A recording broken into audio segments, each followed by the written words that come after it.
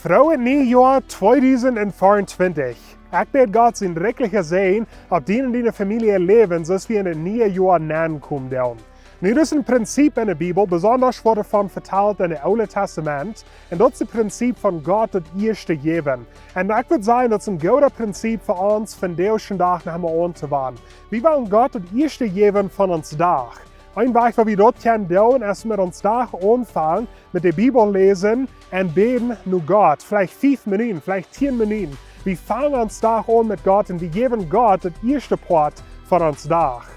We willen God het eerste part van onze werk geven. Zo zondag waar we te zien leiden voor God. We willen den dag niet schaffen, we voeren naar de kerk, we loven God durch aanbetung. We zijn met andere mensen toe, we bieden gemeenschap en we hebben een goede tijd. En zo geven we God het eerste part van onze werk. We willen God het eerste part van onze maand geven. En met dat zijn we een part van die aannemen.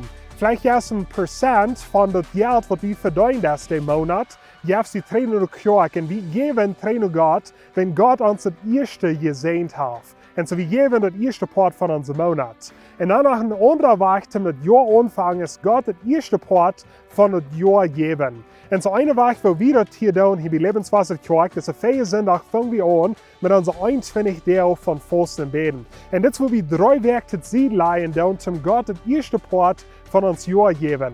Wo wir vielleicht Fasten doen van entweder eten oder von einer Sorte eten oder eins, was wir zu sehen leiden doen, vielleicht ans Phone, vielleicht Facebook, vielleicht YouTube. Und anstatt dass wir diese Dinge tun, nehmen wir die Zeit zum vor Gott kommen en gebed en aanbetung durch die Bibel lesen. En dat is een goede weg waar we kunnen het jaar sterk aanvangen en het eerste part van ons jaar geven naar God. So das principe van God het eerste geven, dat is een goede principe zum aanwenden. So we hebben God het eerste geven van ons jaar, van onze maand, van onze werk en van onze dag. Wenn ihr das Video hast gleich, dann will ich like abdrücken auf Facebook, subscribe abdrücken auf YouTube, check das Video ran in de Freunde und Familie und wir sehen uns nächste Woche.